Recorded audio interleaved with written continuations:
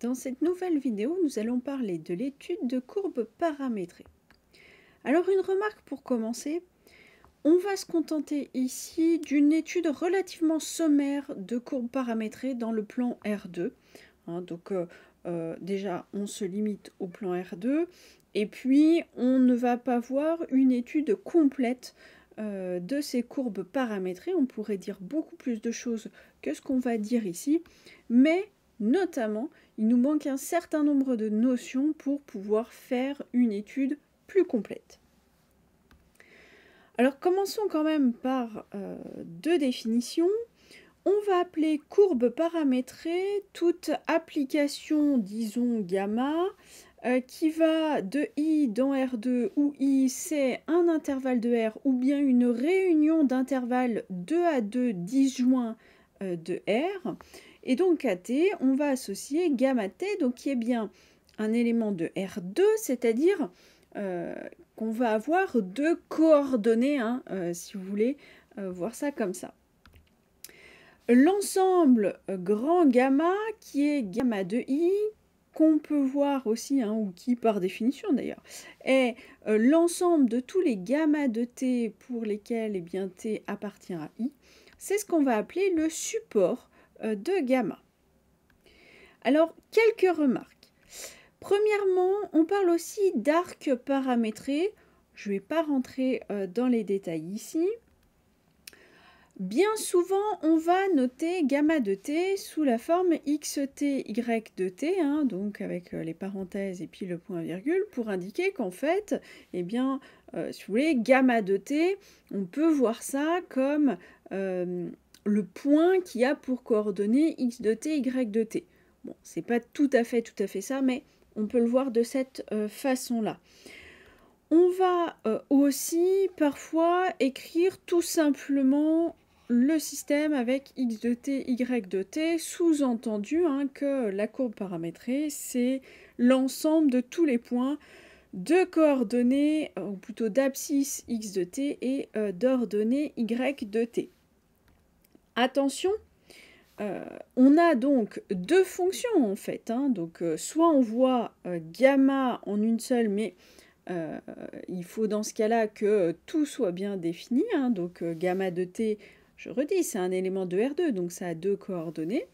Ou bien on voit ça sous la forme de x de t, y de t, l'abscisse et l'ordonnée. Mais dans tous les cas, il faut que x et y aient le même domaine de définition. X de t, y de t doivent tous les deux exister pour le même t. Autre remarque, interprétation cinématique. Si t c'est le temps qui passe, pour ça d'ailleurs qu'on l'appelle t, gamma de t va s'interpréter comme un point en mouvement. Et donc, on va avoir la courbe qui va représenter l'ensemble de ces points à chaque instant t. Quand on fait, disons chaque instant t. Et donc, gamma de t, c'est la position du point gamma à l'instant t, et le support de gamma, c'est la trajectoire du point gamma. Donc lorsqu'on va tracer son support, lorsqu'on va tracer l'ensemble de tous les points gamma de t, on va pouvoir voir la trajectoire suivie par le point qui est en mouvement ici. Et puis, dernière remarque, alors là sur des cas très particuliers, on peut parfois, en éliminant le paramètre t entre les deux équations, obtenir y comme une fonction de x et donc se ramener à l'étude ramener l'étude de la courbe paramétrée à l'étude d'une courbe tout simplement définie par une relation du type y égale f de x. Je sais pas moi, on pourrait avoir x de t qui est égal à, le cas le plus simple c'est x de t égale à t, forcément dans l'expression de y de t, vous remplacez tous les t par x de t et donc vous avez y en fonction de x, tout simplement. Je sais pas moi, si x de t c'est, je je sais pas, disons t carré par exemple, eh bien on va pouvoir remplacer tous les t par racine de x si on sait que t est positif, hein, par exemple. Bon, maintenant qu'on a dit tout ça, bah, voyons comment est-ce qu'on étudie une courbe paramétrée. Donc, je redis hein, encore une fois, je vais me contenter ici d'une étude très sommaire et je ne vais pas rentrer dans les détails ici. Alors, on a en gros 5 points. En tout cas, dans ce qui va nous intéresser, on va avoir 5 points. Donc, on va commencer par l'étude de l'ensemble de définitions et l'intervalle d'étude. Ensuite, on regardera les variations, les tangentes éventuelles, les asymptotes éventuelles, et on terminera par la représentation graphique. Alors commençons par l'ensemble de définitions et l'étude l'intervalle d'étude. Alors sur l'ensemble de définitions, je vais rien dire hein, de particulier. On l'a dit, il faut que x de t existe, il faut que y de t existe. Ces deux fonctions sont des fonctions comme on en a déjà vu. Hein. C'est pas parce que c'est x qui dépend de t et pas f de x que ça change quoi que ce soit. D'accord? Donc au niveau de l'ensemble de définitions, on va se poser les mêmes questions. Est-ce qu'on a une racine carrée parce que ce qu'on a dans la racine carrée doit être positif? Est-ce qu'on a un log parce que ce qu'il y a dans le log doit être strictement positif? Ou est-ce qu'on a une fraction parce que ce qui est en bas de la fraction doit être différent de 0? D'accord? Donc ça, c'est les 3 questions à se poser. On va se les poser pour x, on va se les poser pour y. Ça va nous permettre de définir l'ensemble de définitions de x et l'ensemble de définitions de y. Et l'ensemble de définitions de la courbe paramétrée, eh bien, ce sera l'ensemble de tous les points, pour lesquels, tous les t, si vous voulez, pour lesquels à la fois x et y ont un sens. Par rapport à l'intervalle d'étude, eh bien, on va essayer, lorsque c'est possible, de réduire cet intervalle d'étude, c'est-à-dire de faire que ce qui est nécessaire d'étudier. Alors, si on se rappelle de ce qu'on a vu sur l'étude des fonctions, quand on prenait des fonctions hein, de R dans R, pour réduire l'intervalle d'étude, on avait regardé la parité, on avait regardé la périodicité. Bon, bah ici, c'est pareil, d'accord? Alors, donc, ce qu'on va faire, enfin, ce qu'on peut faire, c'est regarder, donc, pour commencer, les parités de x et t. Mais attention, hein, il y a bien les deux fonctions à prendre en compte. Et ça change tout, le fait qu'il y en ait deux et non pas qu'une. Ça va un petit peu compliquer les choses. Alors, si x et y sont toutes les deux des fonctions impaires, c'est-à-dire que quel que soit t dans i hein, c'est l'intervalle sur lequel la courbe paramétrée est définie, eh bien, si j'ai x de moins t qui est égal à moins x de t et y de moins t qui est égal à moins y de t, eh bien, dans ce cas-là, ça veut dire que tout simplement gamma de moins t est égal à moins gamma t. Et bien gamma de moins t va s'obtenir à partir de gamma de t par une symétrie centrale. Deuxième possibilité, x impair et y pair. C'est-à-dire que pour tous les t dans i, on a x de moins t qui est égal à moins x de t, mais y de moins t qui est égal à y de t. Donc ici, je ne peux pas écrire gamma de moins t égale quelque chose. Hein, bah non, j'ai une coordonnée qui est la même et j'ai l'autre qui n'est pas la même. Par contre, ce qu'on peut dire, c'est que gamma de moins t va s'obtenir à partir de gamma de t par une symétrie par rapport à l'axe OY. Si cette fois x et y sont toutes les deux des fonctions paires, c'est-à-dire que pour tout t dans l'intervalle i, ou dans les intervalles, la réunion des intervalles qui est i, x de moins t est égal à x de t et y de moins t est égal à y de t, et bien dans ce cas-là, ça veut dire que gamma de moins t est égal à gamma de t, et donc la courbe va revenir sur ses pas. Et puis, si x est pair et y impair, c'est-à-dire que pour tout t dans i, on a x de moins t qui est égal à x de t, mais y de moins t qui est égal à moins y de t, et bien dans ce cas-là, gamma de moins t, qu'on ne peut pas écrire en fonction de gamma de t, va s'obtenir à partir de gamma de t par une symétrie, cette fois par rapport à l'axe OX. Notez que dans tous ces cas, eh bien, j'obtiens gamma de moins t à partir de gamma de t. Ça veut dire que si je connais gamma de t pour toutes les valeurs positives de t, je n'ai pas besoin d'étudier ce qui se passe pour les valeurs négatives. Je vais les obtenir par symétrie ou en revenant sur nos pas.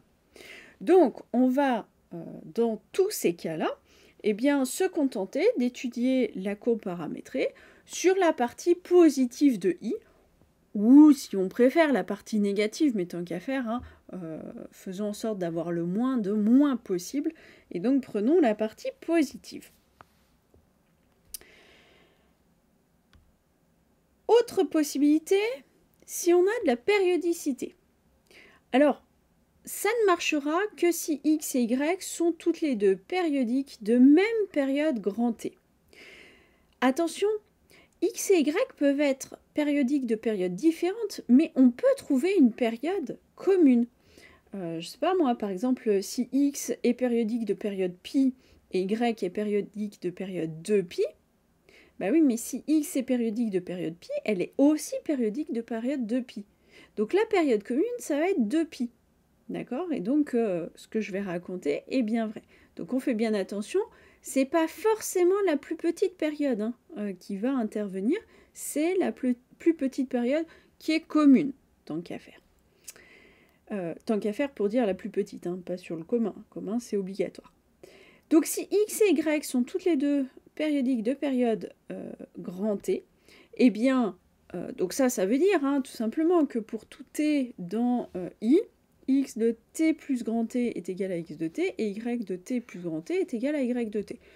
J'ai pas reprécisé que ce soit dans le cas précédent ou ici, mais effectivement, il faut que i soit, alors pour les parités, il faut que i soit symétrique par rapport à 0. Ici, il faut bien évidemment hein, que si un t appartient à grand I, eh bien t plus n'importe quel nombre entier fois grand T doit être aussi dans I. Bon, donc si x et y sont toutes les deux périodiques de même période grand T, eh bien on va avoir tout simplement gamma de t plus grand T qui est égal à gamma de t. Si vous voulez, gamma est aussi périodique de période grand T. Et donc on va se contenter d'étudier la courbe paramétrée sur une période. Et puis on va reproduire tout simplement. Alors après, on la prend comme on veut, hein. Soit on prend sur 0 grand T, soit on prend sur moins T sur 2, T sur 2. Ça dépendra un petit peu de ce qu'on veut et de ce qu'on a. Alors, ce sont les seuls cas que je vais donner ici pour la réduction de l'intervalle d'étude. On le verra d'ailleurs dans certains exemples.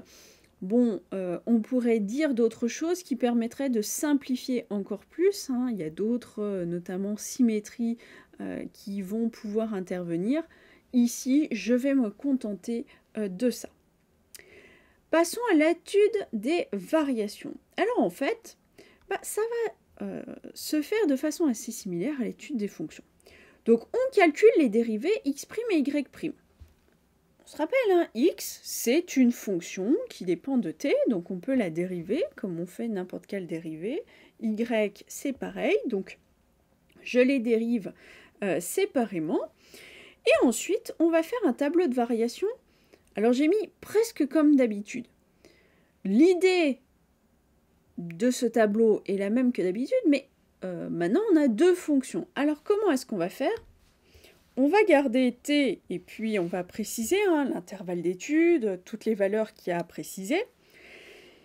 Et ensuite, vous voyez que les deux lignes d'après, ça revient à un tableau de variation habituel. Je mets ma ligne de x' de t, dans laquelle je vais préciser le signe, et puis je vais mettre x de t avec ses variations. Variations que je vais déduire du signe de x' de t.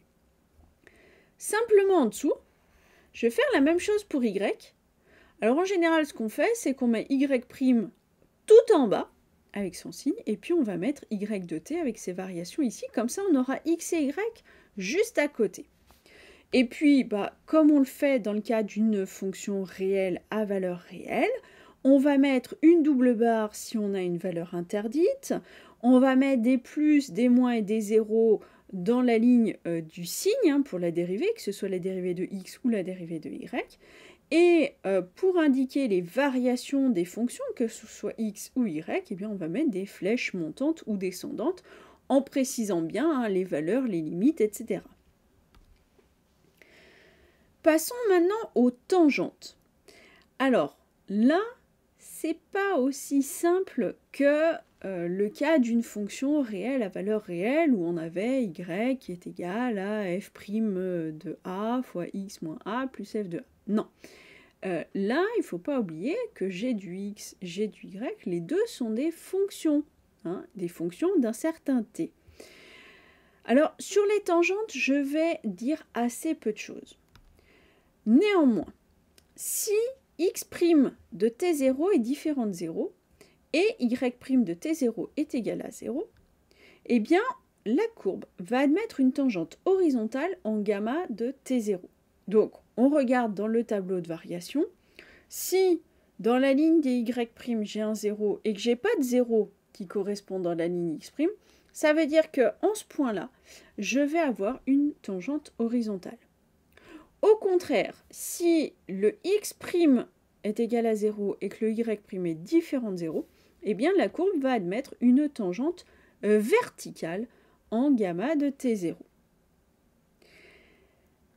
Alors, une remarque, et donc c'est pas quelque chose que je vais utiliser dans mes exemples, mais de façon générale, la tangente au point gamma t0, que la dérivée, qui est une dérivée qui s'annule ou pas, ça va être, donc c'est une droite, qui va être dirigée par le vecteur de coordonnées x''t0, y''t0. On retrouve d'ailleurs ce qu'on vient de voir. Attention, ça ne fonctionne que si ce vecteur est non nul, c'est-à-dire au moins l'un des deux est différent de 0. Le cas où les deux sont égaux à 0, où les deux nombres dérivés sont égaux, je ne vais pas en parler ici, alors on va voir qu'on va tomber dessus dans les exemples. Je ne les traiterai pas, puisque ça va demander un petit peu plus de connaissances, un peu plus de choses, et j'ai pas envie de le faire ici, donc tant pis, on ne mettra pas de tangente, on ne mettra pas de vecteur directeur de la tangente en ces points-là. On va perdre un petit peu d'informations, mais tant pis, je reste sur mon étude assez sommaire. Les asymptotes, c'est-à-dire ce qui va se passer lorsqu'on va avoir au moins le x ou le y qui tend vers l'infini. Attention, ce n'est pas forcément le t, ici, c'est le x ou le y. Alors, lorsque t tend vers, disons, t0, si x tend vers une valeur finie a et y tend vers une valeur infinie, c'est-à-dire que si j'ai limite de x de t qui vaut a, un nombre réel, et limite de y de t qui vaut plus ou moins l'infini, peu importe ce que je vais raconter, marchera dans les deux cas. Eh bien, dans ce cas-là, la courbe va admettre une asymptote verticale en gamma de t0 d'équation x égale a. Donc a qui est la limite ici de x lorsque t tend vers t0. Et puis, on peut déterminer la position de la courbe par rapport à cette asymptote, tout simplement en regardant le signe de x de t moins a. Donc si x de t moins a est positif, c'est-à-dire x de t est plus grand que a, eh bien la courbe sera à droite de l'asymptote. Si c'est plus petit, c'est qu'elle est à gauche. Et puis, lorsque on a l'égalité, forcément, c'est que la courbe coupe son asymptote. Si maintenant, au contraire, x tend vers une valeur infinie et y tend vers une valeur finie, disons b. Donc, limite de x de t, c'est plus ou moins l'infini, peu importe. Et limite de y de t, c'est un b qui est fini. Dans ce cas-là, la courbe va admettre une asymptote horizontale en gamma de t0 et d'équation, eh bien, y égale b. À nouveau, on peut déterminer la position de la courbe par rapport à l'asymptote en regardant le signe de y de t moins b. Donc, si c'est positif, ça veut dire que y de t est plus grand que b, et donc la courbe va être au-dessus de l'asymptote. Si c'est négatif, c'est qu'elle est en dessous, et si jamais j'ai l'égalité, ça veut dire qu'elle coupe son asymptote. Dernier point qu'on va voir, hein, à nouveau, on pourrait dire beaucoup d'autres choses, mais on va se contenter de ça. Si on a à la fois, et attention, il va falloir toutes ces conditions, limite de x de t qui est infinie, plus ou moins, ça ne changera rien. Et la limite de y de t qui tend aussi vers l'infini, plus ou moins, c'est pas grave. Et qu'en plus, la limite de y de t sur x de t, c'est un certain nombre m, fini, et que la limite de y de t moins m de xt, c'est un certain nombre p, fini. Donc si j'ai ces 4 conditions-là, eh bien la droite d'équation y égale mx plus p va être une asymptote oblique à ma courbe, bien évidemment lorsque t tend vers t0. Bon, et puis à nouveau, on peut regarder la position de la courbe par rapport à son asymptote en regardant le signe, cette fois de y de t, moins mxt plus p, hein, l'équation de l'asymptote. Donc si c'est positif, elle est au-dessus, si c'est négatif, elle est en dessous, puis si jamais c'est égal, bah, c'est qu'elle coupe son asymptote. Bon, une fois qu'on a fait tout ça, alors encore une fois, hein, on pourrait dire beaucoup d'autres choses, on va se contenter de ça. On peut passer à la représentation graphique. Alors tout d'abord, il faut se rappeler que la courbe cherchée, c'est l'ensemble des points gamma de t, hein, pour tout t, c'est-à-dire l'ensemble des points de coordonnées x de t, y de t. Comment est-ce qu'on fait pour faire la représentation graphique? Eh bien, tout d'abord, on place les points particuliers qu'on aura trouvés, alors notamment hein, tous les points où on va avoir au moins x' ou y' qui vaut 0. Donc on va placer tous ces points. On va placer les tangentes horizontales ou verticales qu'on aura trouvées. Et puis on va placer les asymptotes, s'il y en a, alors qu'elles soient horizontales, verticales ou obliques. Une fois qu'on a fait tout ça, eh bien on va dessiner la courbe. En suivant bien évidemment le tableau de variation, de gauche à droite, donc on regarde comment évoluent les coordonnées des points en fonction de t. Et donc on part du premier point particulier avec éventuellement une certaine tangente, et on va se diriger vers le point suivant en sachant que on sait si x augmente ou diminue et y s'il augmente et il diminue. Donc en suivant ça, on va pouvoir se diriger correctement vers le point suivant avec éventuellement encore une tangente, etc. etc. Et on va faire ça petit à petit. Bon, et puis dernier point, si on a réduit l'intervalle d'étude avec notamment des symétries, eh bien on complète notre courbe par les symétries éventuelles. Allez, passons aux exemples. Alors on va commencer par un premier exemple qui est plutôt simple. On va prendre la courbe paramétrique gamma qui a t associe cosinus t et sinus t. Donc ça veut dire qu'ici, notre x de t, eh bien c'est cosinus t, et notre y de t, c'est le sinus t. Quel est le domaine de définition de gamma? Eh bien, que ce soit la fonction cosinus ou la fonction sinus, ce sont des fonctions qui sont définies sur R. Donc, quel est le domaine de définition de gamma? C'est tout simplement R. Maintenant, est-ce que je peux réduire mon intervalle d'étude? Ben oui, parce que la fonction cosinus, c'est une fonction qui est paire, et la fonction sinus, c'est une fonction qui est impaire. Attention, en termes de rédaction, je ne vais pas faire les choses comme il faut, je ne vais pas tout noter, mais je vais donner les éléments essentiels. Donc, ça veut dire que on peut étudier gamma, non pas sur tout R, mais sur R+, ça suffira. Et ensuite, compléter par symétrie. Alors attention, symétrie ici, par rapport à OX. Hein, je vous rappelle, il faut regarder, est-ce que X est pair ou impair, est-ce que Y est pair ou impair. Bon bah ici, X est pair, Y est impair, symétrie par rapport à OX. Bon, et puis ce qu'on peut dire aussi, c'est que cosinus et sinus sont deux fonctions qui sont de pi périodiques.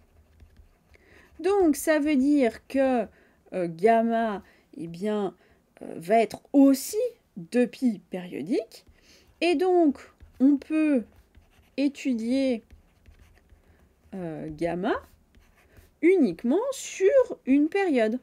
Donc une période de 2π. Maintenant, bah, je pourrais prendre 0, 2π ou moins pi par exemple. Bah, si je prends en compte et le fait que je vais étudier gamma sur R+, et que je peux me contenter d'une période de pi, eh bien, on va étudier gamma sur, tout simplement, 0π. Et comme ça, je vais pouvoir compléter par symétrie pour avoir la partie moins pi 0. Donc j'aurai gamma sur moins pi, c'est-à-dire une période complète. Et puis, bah, comme elle est périodique, en fait, on revient à chaque fois sur le même point. Bon, bah allez, c'est parti. On sait maintenant qu'il faut qu'on étudie notre fonction, notre courbe plutôt, sur sur 0π. Et bien, allons-y. Alors, quelle est la dérivée de cosinus? Bah, c'est moins sinus. Donc ça, c'est mon, si vous voulez, x' de t. Et puis, quelle est la dérivée de sinus? Bah, c'est cosinus. Donc ça, c'est mon y' de t. Je vais pouvoir passer à mon tableau de variation. Donc, je vais mettre... Allez, je vais commencer tout de suite comme ça. Hop, on va prendre un peu de place pour les variations. Encore des variations. Et on finit par... Hop là. Voilà. Donc, T. On a dit on étudie sur 0π. X' de t, allez, je laisse X' de t, donc c'est mon moins sinus. Alors, moins sinus t, quand est-ce que ça vaut 0? Bah, moins sinus t, ça vaut, ou sinus t, c'est pareil, ça vaut 0 en 0 et ça vaut 0 en pi. Et puis, bah, c'est négatif partout, parce qu'entre 0 et pi, le sinus est positif, donc moins sinus, c'est négatif. Donc, ça veut dire que x de t va être décroissant sur toute cette partie-là. D'ailleurs, x de t, donc c'est cosinus t, en 0, ça vaut 1, et en pi, ça vaut moins 1. On est décroissant, on met une jolie petite flèche qui descend. Y' de t. Alors, y' de t, on a dit c'est cosinus t. Cosinus t, quand est-ce que ça s'annule? Bah, ça s'annule en pi sur 2. Alors, en tout cas, entre 0 et pi, c'est ce qui m'intéresse. Bon, très bien. Cosinus, bah, c'est positif entre 0 et pi sur 2, et c'est négatif entre pi sur 2 et pi. Allons-y, y' de t. Donc, ça va être croissant, puis décroissant. Alors, y de 0, c'est sinus de 0, ça vaut 0. Y de pi sur 2, c'est sinus de pi sur 2, ça vaut 1.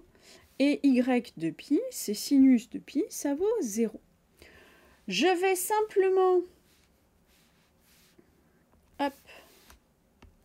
faire un petit trou ici pour mettre la valeur de x en pi sur 2. Donc x de pi sur 2, c'est cosinus pi sur 2, ça vaut 0. Donc on va avoir ici 3 points particuliers. Donc le point de coordonnées 1, 0, le point de coordonnées 0, 1 et le point de coordonnées moins 1, 0. Et puis, on va pouvoir tout de suite donner les tangentes. Alors, on va avoir des tangentes horizontales pour... Alors, tangente horizontale, on se rappelle, c'est lorsque x' est différent de 0 et y' qui est égal à 0. Donc, on va avoir une tangente horizontale pour t qui vaut pi sur 2. Et on va avoir une tangente verticale. Alors, on se rappelle, tangente verticale, c'est lorsque x' vaut 0 et y' n'est pas égal à 0. Donc ici, ça va être pour t égale à 0 et t égale à pi. Attention, hein, c'est pas en 0, c'est pas en pi, c'est pour t égale 0 et t égale pi, c'est-à-dire que je vais avoir une tangente verticale au point 1, 0, et je vais avoir une tangente verticale au point moins 1, 0, et je vais avoir une tangente horizontale au point 0, 1. Ici, on n'a pas d'asymptote, puisque vous voyez bien qu'on n'a aucune... on n'a pas d'infini nulle part. X de t ne tend jamais vers un infini et y de t ne tend jamais vers un infini. Donc, on a quasiment terminé l'étude. Il ne nous reste plus qu'à faire la représentation graphique. Alors, je ne vais pas la faire en live parce qu'avec le matériel que j'utilise, c'est pas forcément très facile de faire quelque chose qui soit assez précis. J'ai préparé par avance les choses et puis on va regarder ensemble. Alors, qu'est-ce qui se passe? Qu'est-ce qu'on fait? Eh bien, on place nos points. Donc, je place mon point 1, 0. Ensuite, je place mon point 0, 1. Et puis, je place mon dernier point, moins 1, 0. Donc, j'ai bien mes 3 points particuliers qu'on a vus ici. Une fois que j'ai placé mes points, je vais mettre mes tangentes. Alors, on a dit, on a une tangente verticale lorsque t vaut 0, donc en 1, 0, une tangente horizontale lorsque t vaut pi sur 2, et une tangente verticale lorsque t vaut pi. Donc, j'ai mes points, j'ai mes tangente. Et maintenant, il ne me reste plus qu'à tracer. Donc, on a dit, on veut partir de ce point-là, avec cette tangente verticale. On va aller à ce point-là. Comment? Eh bien, x va décroître et y va croître. Donc, je vais passer de là à là en diminuant x et en montant en y. Et puis, je repartirai d'ici pour aller là, alors toujours avec mes tangentes, horizontales et verticales, cette fois en diminuant x et en diminuant y. C'est-à-dire que je vais partir d'ici, je vais diminuer en y, diminuer en x. Alors, ce que j'ai fait, c'est que j'ai mis un curseur, et donc j'ai mon point de départ ici, qui correspond à mon t égale 0, et puis je vais tracer, pour t qui varie de 0 donc jusqu'à pi, mais cosinus t, sinus t. Alors, allons-y. Je pars donc de 1, 0, et je vais donc jusqu'à mon point d'après en ayant x qui diminue, y qui augmente. Et puis, je continue jusqu'à arriver à mon troisième point particulier. Lorsque t vaut pi, j'arrive ici. Maintenant que j'ai fait ça, eh bien, en fait, j'ai ma courbe paramétrée pour t compris entre 0 et pi. On l'a vu, on l'a construite ici petit à petit. Maintenant, pour terminer, qu'est-ce qu'il me reste à faire? On a dit, on a une symétrie par rapport à OX, donc je fais ma symétrie. Et on a ici, eh bien, notre courbe paramétrée. Alors, une remarque, ce qu'on vient de voir, en tout cas ce qu'on avait l'impression, c'était que le support de notre courbe paramétrée, hein, rappelez-vous, le support c'est l'ensemble de tous les gamma de t, donc c'est la représentation graphique qu'on a fait. On avait l'impression que le support de notre courbe paramétrée, c'était le cercle de centre O et de rayon 1. Mais en fait, ce n'est pas juste une impression. Il existe en fait plusieurs équations qui permettent de définir un cercle. C'est l'occasion de vous le signaler. Alors, si je prends C, un cercle de centre O, disons, de coordonnées x0, y0, et de rayon R, je peux donner ce qu'on appelle l'équation cartésienne de C. Alors, l'équation cartésienne de C, c'est quoi? C'est x moins x0 au carré plus y moins y0 au carré qui doit être égal à r carré. Si jamais le cercle était centré en l'origine, on aurait tout simplement un x carré plus y carré qui est égal à r carré. Équation cartésienne, ça veut dire que C, c'est l'ensemble des points donc de R2 hein, dont les coordonnées vérifient l'équation qui est donnée ici. Autre façon de définir le cercle, c'est via ce qu'on va appeler une équation, enfin des équations paramétriques.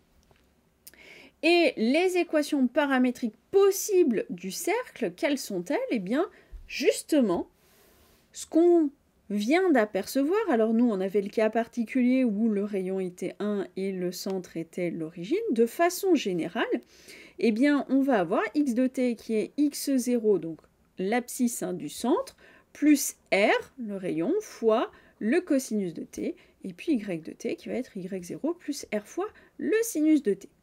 Et donc, ces équations paramétriques, hein, c'est une autre façon de définir un cercle, eh bien ça correspond bien à l'exemple qu'on vient de faire.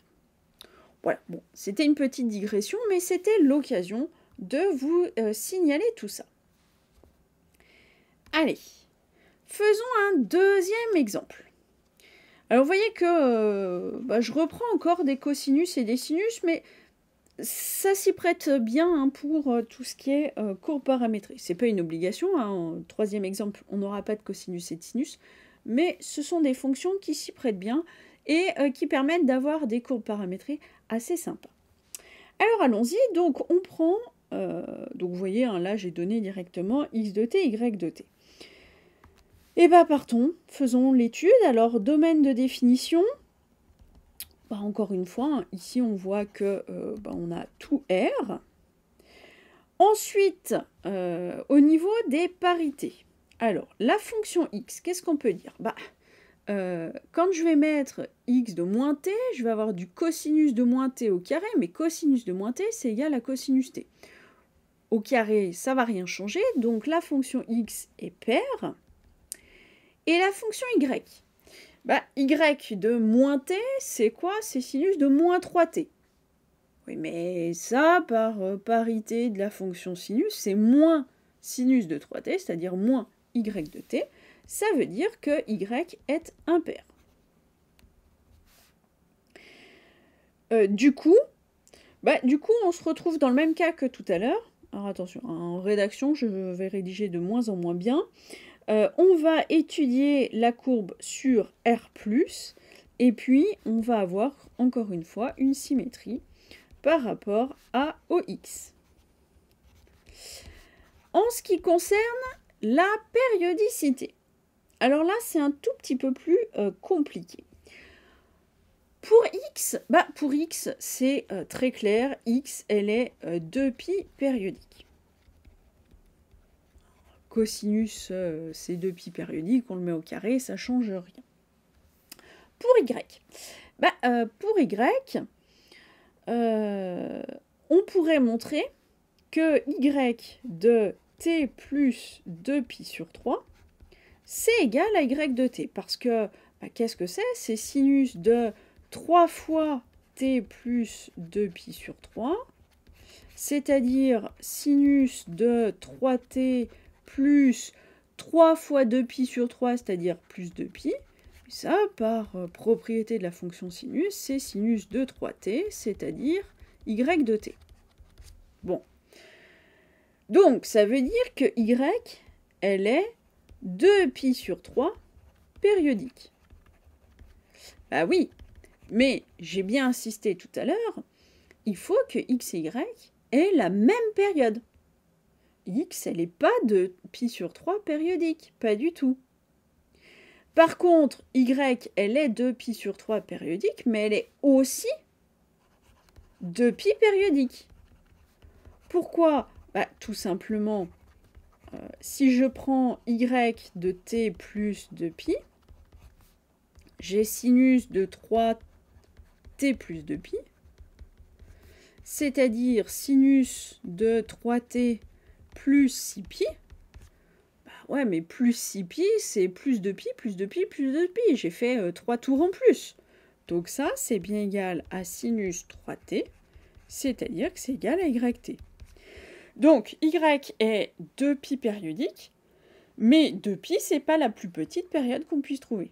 Par contre, ça va être la plus petite période commune à x et y. Donc, ça veut dire qu'on va étudier notre courbe sur une période de pi. Bon, bah maintenant, j'ai la symétrie et la période. Donc, au final, bah, comme tout à l'heure, on va étudier notre fonction sur 0pi, enfin notre courbe sur 0pi. Eh bien, allez, passons aux variations. Alors, x' de t, qu'est-ce que ça vaut? Bah, j'ai, alors, 2 fois dérivée de cosinus, ça me fait moins sinus, fois cosinus puissance 2 moins 1, donc fois cosinus t. Ça, si on se rappelle de ce qu'on a vu comme propriété sur les fonctions trigonométriques, eh bien, ça, c'est égal à moins sinus de 2t. Ce sera bien plus facile pour étudier le signe avec ça. Mais bon, si vous n'y avez pas pensé, tant pis, on pourra le faire aussi avec moins 2 sinus t cosinus t. Ce sera juste un petit peu plus long. Y' de t, bah ça c'est tout simplement 3 fois le cosinus de 3t. Allez, et ben on peut maintenant faire notre tableau de variation.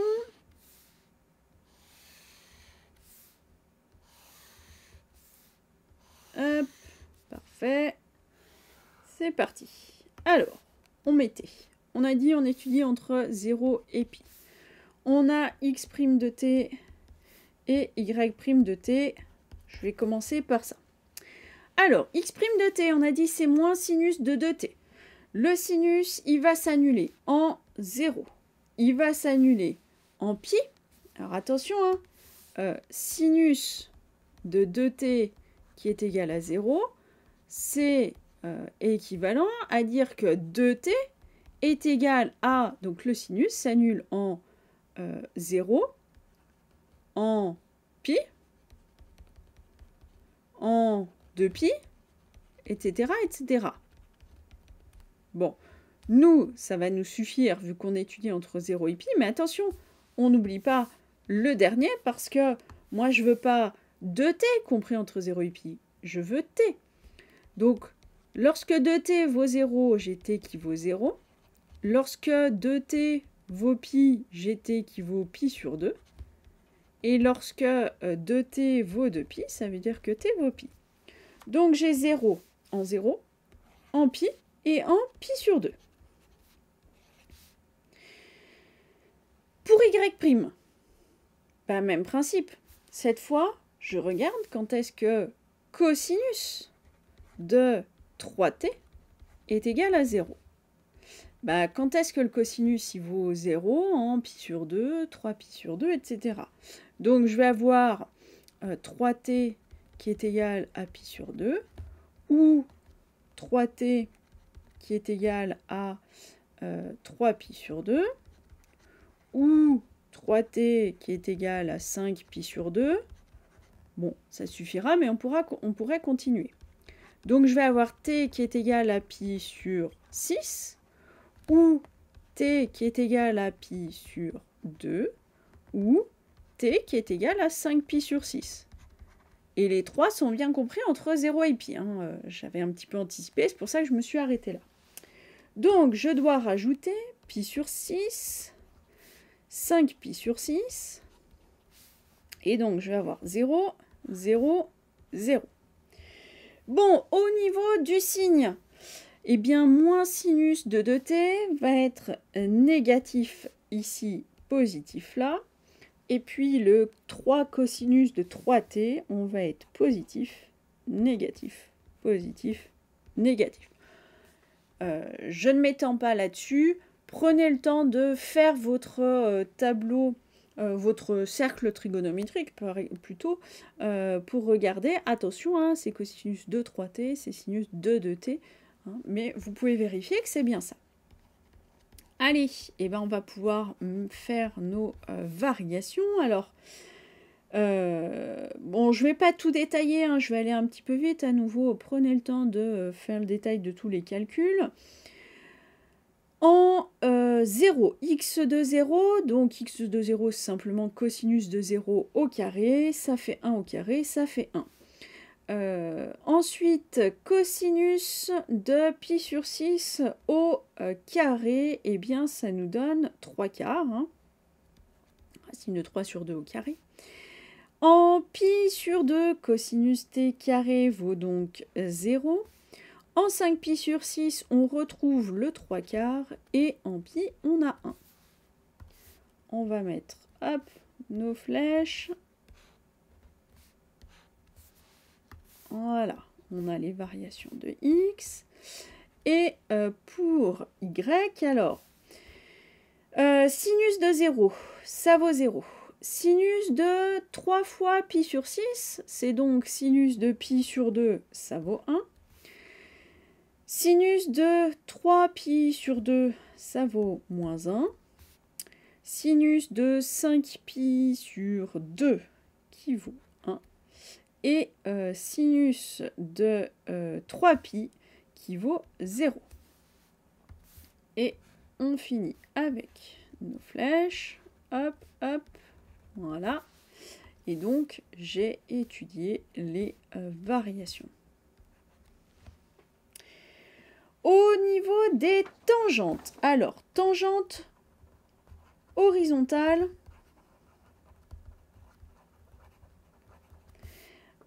eh bien, tangente horizontale, on a dit, c'est lorsque y' est égal à 0 et que le x' n'est pas égal à 0. Donc, on voit qu'on a ça en t égale pi sur 6 et en t égale 5 pi sur 6.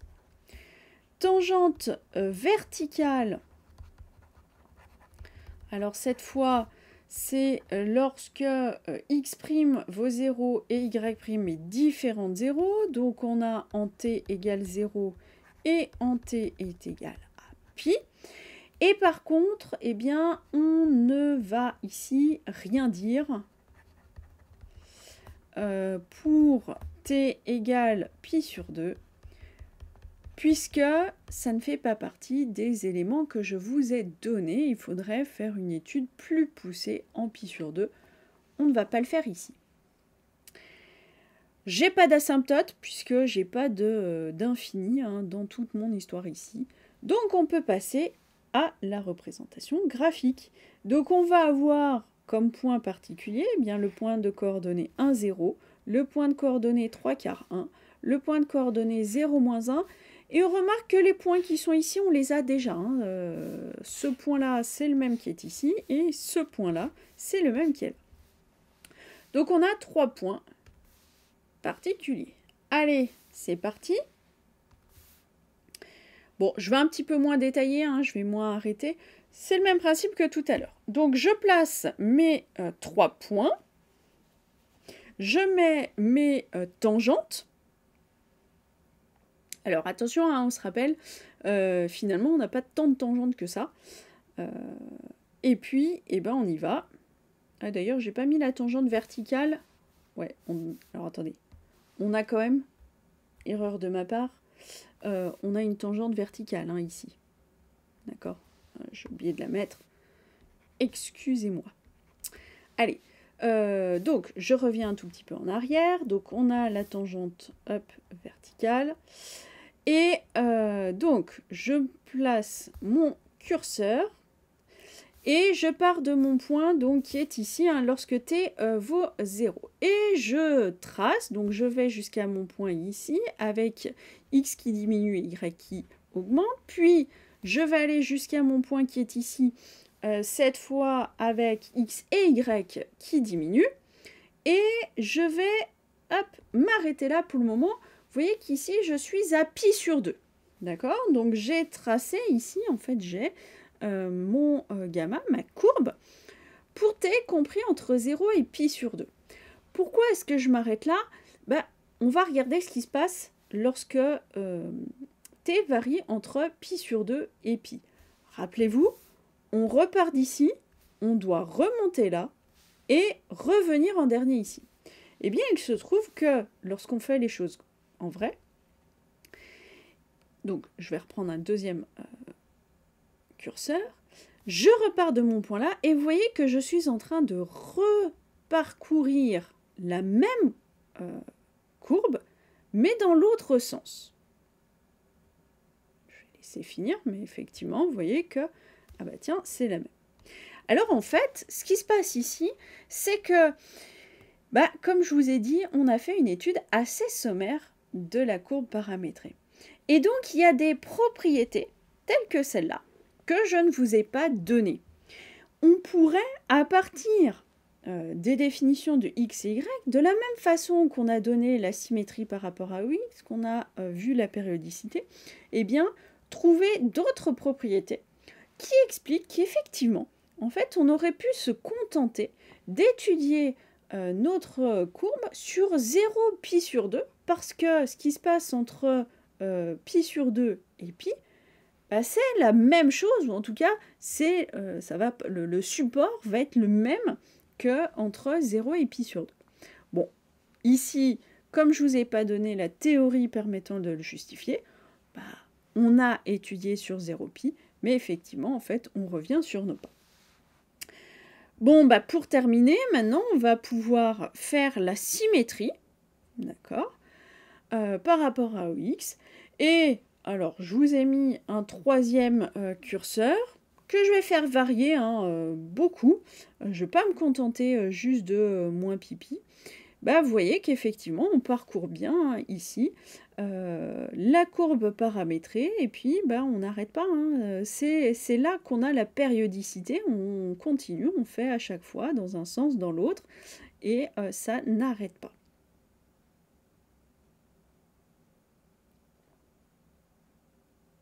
Voilà.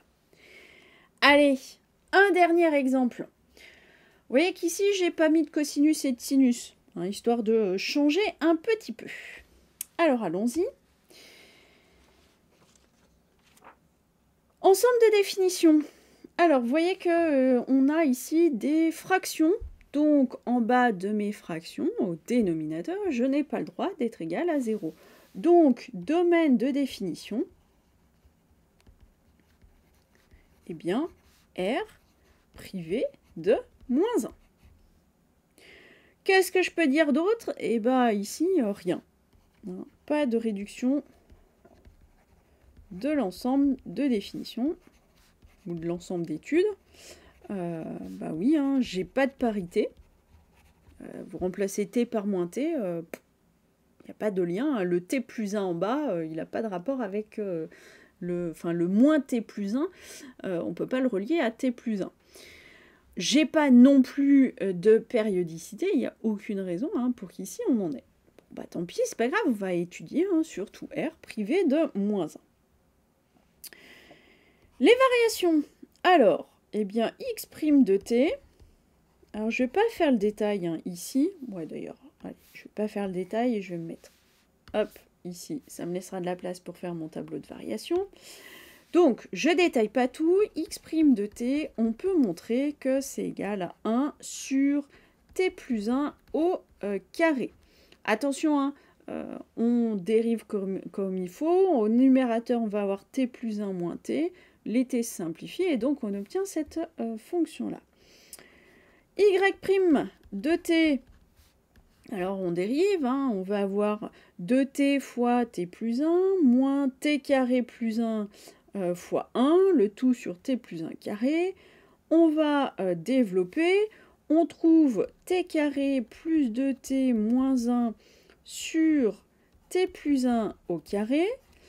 Bon, mais nous, on veut trouver le signe hein, de y' de t. Donc pour trouver le signe, alors on voit bien que le dénominateur va poser aucun problème. Par contre, le numérateur, il faut trouver ses racines. Donc, je ne fais pas le détail ici, mais effectivement, on va chercher les racines du numérateur. On va calculer le discriminant, etc., etc. Et on trouve qu'on a t plus 1 plus racine de 2 fois t plus 1 moins racine de 2. Allez, maintenant, on peut faire notre tableau de variation. Alors, il va être un petit peu plus compliqué hein, que les précédents, mais c'est pas grave, ça marche de la même façon. Allons-y, hop, tac, allez. Alors, qu'est-ce qu'on a? T. T, on a dit, il est défini, pas T, notre courbe est définie sur R privé de moins 1. Donc, j'ai moins l'infini, plus l'infini, j'ai moins 1, qui est une valeur interdite, donc je mets une double barre. Ensuite, alors, on a x' de t, on mettra x de t, y de t et y' de t. X' de t, bah x' de t, 1 sur t plus 1 carré, c'est toujours positif. Donc, je suis positif, positif. Ça veut dire qu'on va être croissant et croissant. Allez, je mettrai les limites après. Y' de t. Bah, y' de t, c'est du signe du numérateur. J'ai mes deux racines. Alors attention, hein, les racines, c'est moins 1 moins racine de 2 et moins 1 plus racine de 2. Donc j'ai moins 1 moins racine de 2, qui est plus petit que moins 1, et moins 1 plus racine de 2, qui est plus grand que moins 1. 0, 0. Et maintenant, on est du signe de A en dehors des racines. A ici est positif puisque c'est 1. Donc plus, plus, moins, moins. Hop, on est croissant, décroissant, décroissant et croissant. Il nous reste à mettre les limites. Alors, pour x, ben, je vais faire les trous pour mettre hop, les valeurs ici. Pour avoir les coordonnées donc, de mes points particuliers. Alors, à nouveau, je ne vais pas tout détailler, hein, je vous laisserai vérifier ce que je vais raconter. Alors, x, lorsque t tend vers moins l'infini, eh bien, x de t tend vers 1. X de moins 1 moins racine de 2, ça vaut racine de 2 plus 2 sur 2. Et lorsque t tend vers moins 1, eh bien, x de t tend vers plus l'infini. De l'autre côté, lorsque t tend vers moins 1 plus, eh bien x de t tend vers moins l'infini. X de moins 1 plus racine de 2, ça vaut 2 moins racine de 2 sur 2. Et la limite de x de t lorsque t tend vers plus l'infini, eh bien ça vaut 1. Pour y, allez, on a moins l'infini en moins l'infini, on a moins 2 racine de 2 moins 2 en moins 1 moins racine de 2, et on a moins l'infini en moins 1 moins. plus l'infini en moins 1 plus 2 racines de 2 moins 2 et plus l'infini. Qu'est-ce qu'on peut dire? Bah déjà, on peut dire qu'on a des tangentes. Alors attention, le y' est égal à 0 alors que le x' est toujours différent de 0. Donc on a ici des tangentes horizontales pour t qui est égal à moins 1 moins racine de 2 et t qui est égal à moins 1 plus racine de 2. C'est-à-dire qu'on va avoir des tangentes horizontales au point de coordonnées racine de 2 plus 2 sur 2 moins 2 racine de 2 moins 2 et au point de coordonnées 2 moins racine de 2 sur 2 et 2 racine de 2 moins 2. Qu'est-ce qui se passe ailleurs? Alors, bah, je ne vais pas parler là.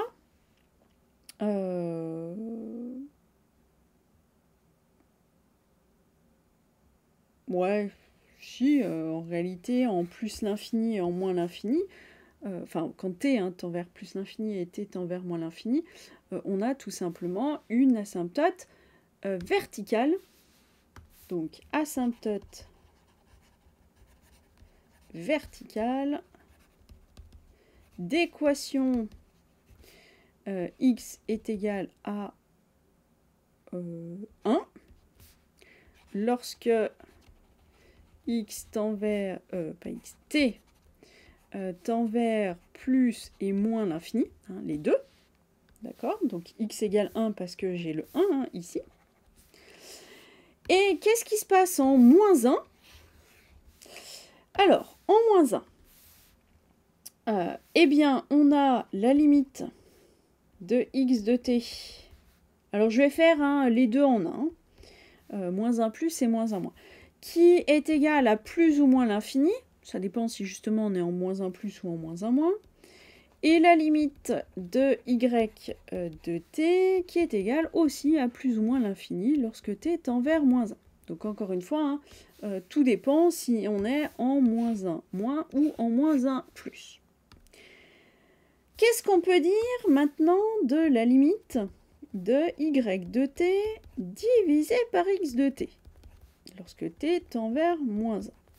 Bah, ça, c'est égal à la limite de, bah, du coup, t carré plus 1 divisé par t. Hein, comme j'ai le même dénominateur pour les deux, ça va se simplifier, donc il ne me reste plus que ça. Donc lorsque t tend vers moins 1. Bah, lorsque t tend vers moins 1, t carré tend vers 1, 1 plus 1, ça fait 2, divisé par moins 1, ça fait moins 2. Je vais donc maintenant regarder la limite lorsque t tend vers moins 1 de y de t moins 2 fois x de t. Alors, qu'est-ce que ça donne? Bah, ça, c'est la limite lorsque t tend vers moins 1. Alors, je ne fais pas tous les détails, mais on peut montrer que c'est égal à la limite de t plus 1. Bah, limite de t plus 1, lorsque t tend vers moins 1, ça vaut tout simplement 0.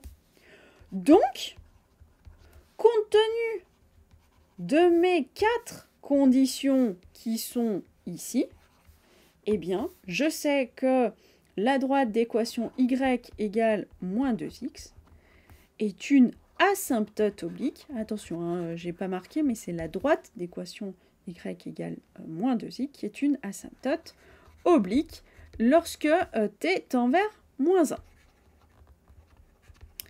Et donc, lorsque t tend vers moins 1 plus et lorsque t tend vers moins 1 moins. De plus, si on va aller un peu plus loin, on a vu que y de t moins 2x de t, c'est t plus 1. Donc, si t est plus petit que moins 1, alors y de t eh bien, va être plus petit que moins 2x de t. Hein, le t plus 1 est négatif, donc ça c'est négatif. Donc on sait que la courbe va être en dessous de l'asymptote oblique. Hein. Et puis au contraire, si t est plus grand que moins 1, alors on va avoir le contraire, et donc on va avoir la courbe au-dessus de l'asymptote. Bon, bah ça y est, c'est fini. On peut passer à la représentation graphique. Alors encore une fois, j'ai anticipé. C'est parti. Alors là, on va voir que c'est un peu plus compliqué. On place nos points. Bon, c'est des points de coordonnées, ce qu'elles sont. On met les tangentes horizontales. Je mets mon asymptote oblique. Hein, et puis, j'ai mon asymptote vertical. Et je mets mon curseur et j'y vais. Alors, on se rappelle, lorsque t tend vers moins l'infini, c'est là, j'ai un moins l'infini. Y étant moins l'infini, je suis à peu près 1 pour x. Par contre, je suis en moins l'infini pour y. Et puis, je vais monter jusqu'à mon point et je vais retourner jusqu'à plus l'infini en x et moins l'infini en y. Donc, je vais partir de là en bas, monter ici et descendre jusque là avec mon asymptote oblique en restant dessous. Alors, allons-y, on va voir qu'effectivement c'est bien le cas. Alors, on va voir ici que on descend très vite. Regardez, on a très peu de points, tout simplement parce que si je prends, alors je crois que j'ai un pas de 0,1, donc si je fais variété de 0,1, ici on avait des points tout serrés, là très vite, ils sont très éloignés. Et puis, on va, alors le moins 1, on va le sauter, là vous voyez qu'on est à moins 1,2, donc on y est presque. Et ensuite on va repartir de moins l'infini en x et plus l'infini en y. Moins l'infini en x plus l'infini en y, c'est là-haut. Donc avec notre asymptote, on va redescendre jusqu'à notre point ici. Et on va remonter le long de notre asymptote vertical, puisqu'on doit tendre vers 1 en x et plus l'infini en y. Allez, on regarde, effectivement, c'est bien ce qui va se passer. Alors vous voyez que là, je viens de réapparaître ici. D'accord? Donc encore une fois, on voit que pour un petit t, on parcourt déjà pas mal d'espace. Et puis, quand on va remonter, on va y aller beaucoup plus doucement. Mais effectivement, on va bien avoir notre asymptote vertical. Bon, maintenant, on va pouvoir tracer correctement. Vous voyez que j'ai ici la partie de la courbe pour t plus petit que moins 1. D'accord ? Et puis, je vais pouvoir maintenant tracer la partie de la courbe pour t plus grand que moins 1. Voilà qui conclut cette vidéo.